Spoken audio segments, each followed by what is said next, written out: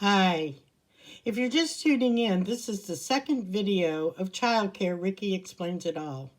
I'm Miss Riccie, and I'm a 37-year retired veteran of family childcare. The first video I made was helping you decide if you want to get into the childcare business. This video presumes that you've decided to give it a go. So the first thing you want to do is attend a community care licensing meeting. At the meeting, they will teach you all the regulations and give you paperwork or tell you how to download the paperwork. During this time of shelter in place, you probably can attend a meeting on Zoom. Once you have all that in order, the next step is to childproof your house. So the first thing you'll want to do is take a walk around your house. I would take your family with you, anyone who lives in the house. They're going to be impacted by your family childcare business.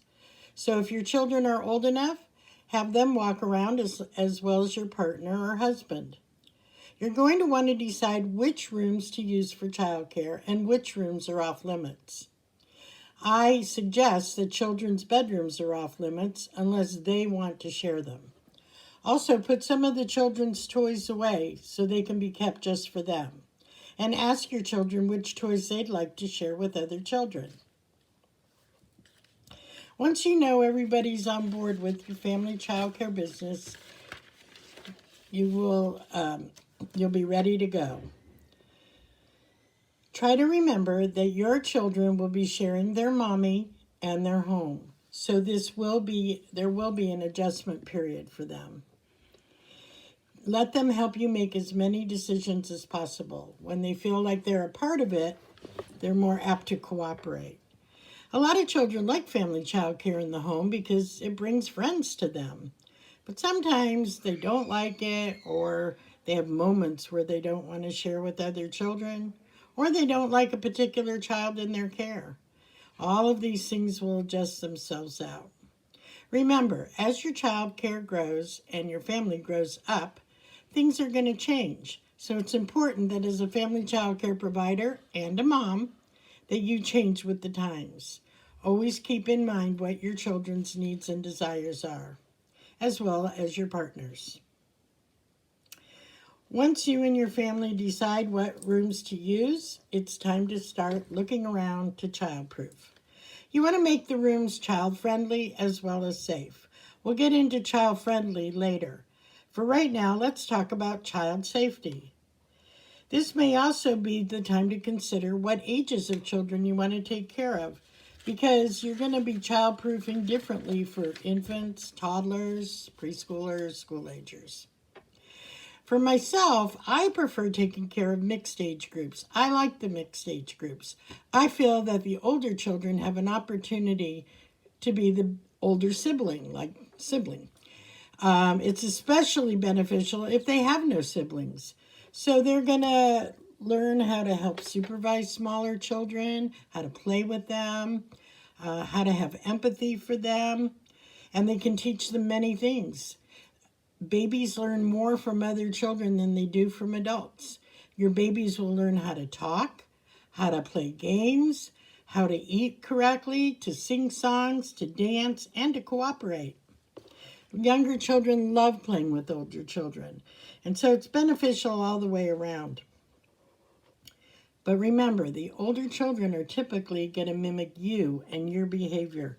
So it's very important as a caregiver that you and anybody who works with you has a lot of patience for the children, are able to talk to the children and play with the children. You're not just there to supervise, you're co-parenting with the child's parents or family. As a child care provider, you're going to be a major role in these children's lives. Typically, children are in care from 6 to 12 hours a day and from 3 to 5 days a week. And hopefully, they'll be with you for years. Once you decide on the ages you're going to care for, it's time to go through all of your children's toys. Make sure that they're not cracked or broken or dirty. So clean up what you can clean up. If they're cracked or broken, it's time to get rid of them. You want to have nice toys for the children to play with. If you plan to care for 6 or more children, When you're looking to buy new toys, look for name brands and stores that cater to family childcare, preschools, and schools because their toys are better made and will hold up for the test of time. Some of my personal favorites are Discount School Supplies, Lakeshore, Little Tykes, Doug, Melissa and Doug, and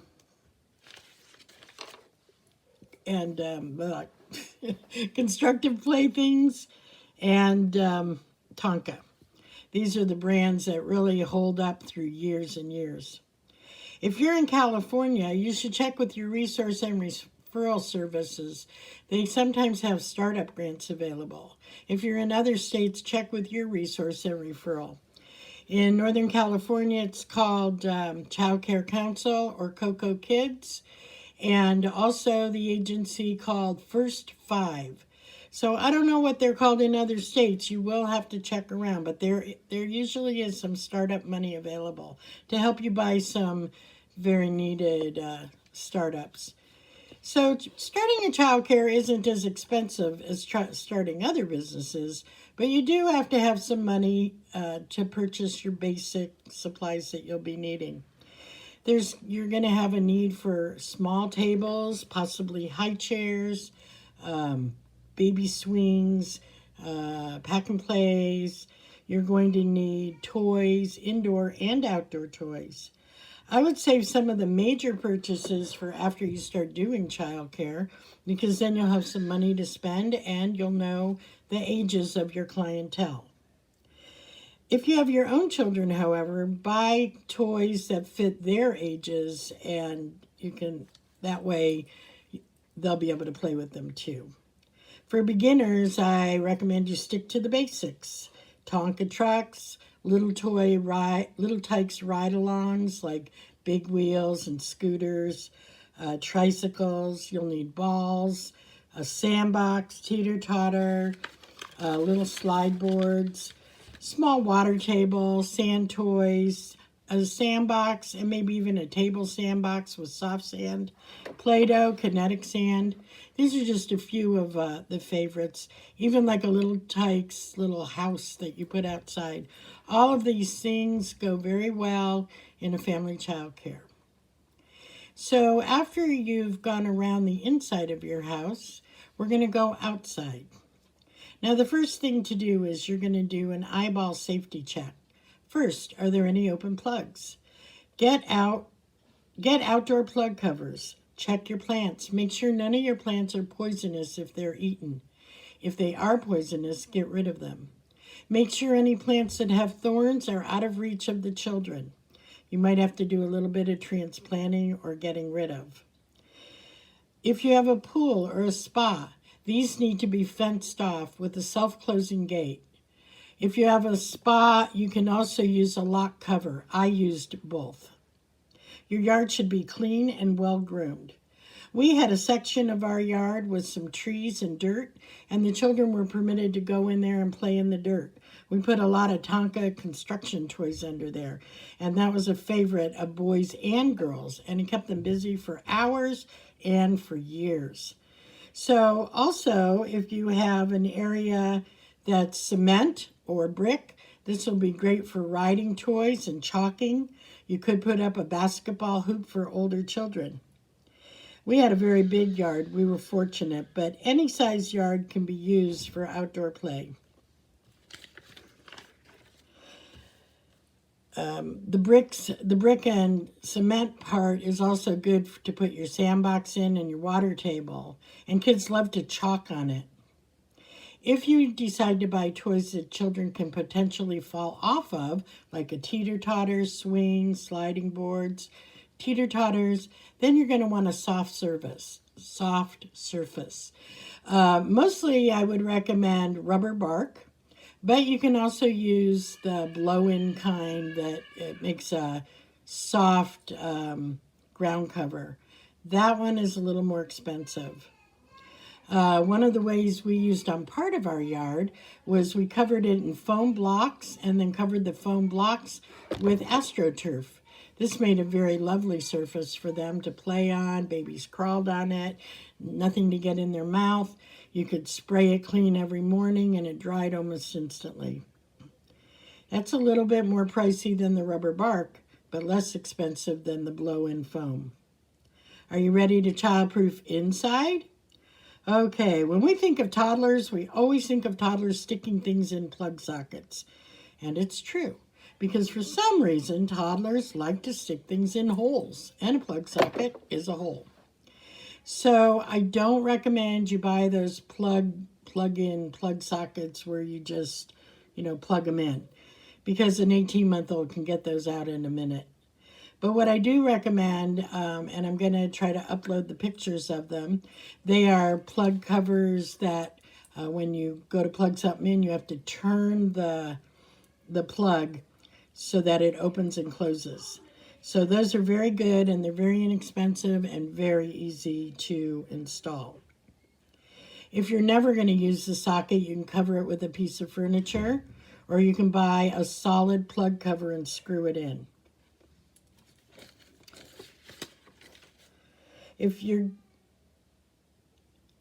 So right here, I'm going to try to upload those pictures. Wish me luck, because I've never done that before.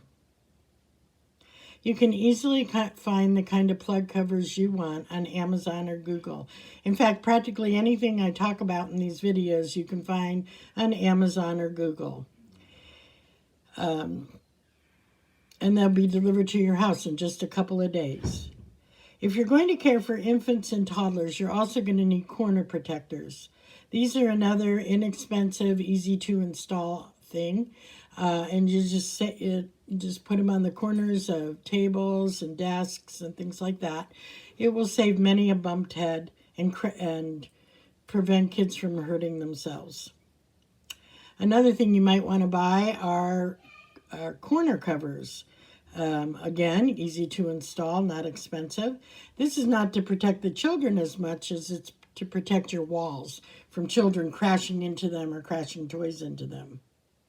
Coming up here, I'm going to try to put a few pictures of those in there. Another thing you're going to need is furniture straps, especially if you live in anywhere where they have earthquakes or tornadoes, hurricanes, any kind of disaster like that could topple high furniture.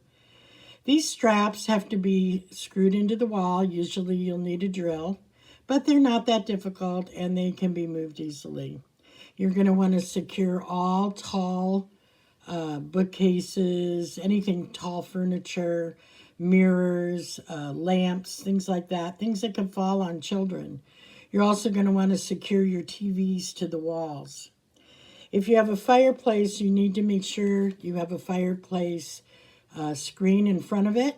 But also, if you have brick around your fireplace, you're going to want to make or buy a soft surface to keep on there so that if children trip and fall, they don't hurt themselves on your fireplace. You're going to want to have child safety gates. If you have staircases, I recommend you put a child safety gate at the top and the bottom of the stairs, just for protection.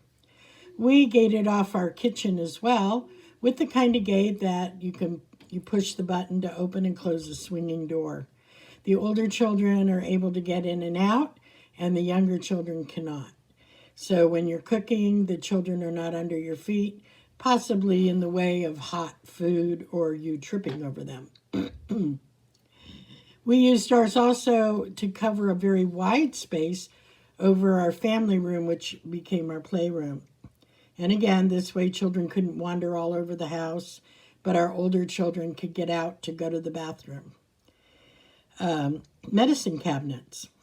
I moved all of our medications to the top shelf of the linen closet and some of them to the high-up kitchen cupboard. For extra precaution, you can install a lock and key. Now they have magnetic lock and keys, very easy to install, very easy to use. You just have to keep track of the key, which you can store at an upper level of your refrigerator, which is also magnetic. I love the magnetic key. It's like a magical invention.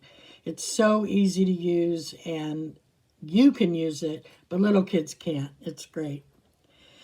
Some people use the magnetic key in their bathroom and keep their medications in the bathroom.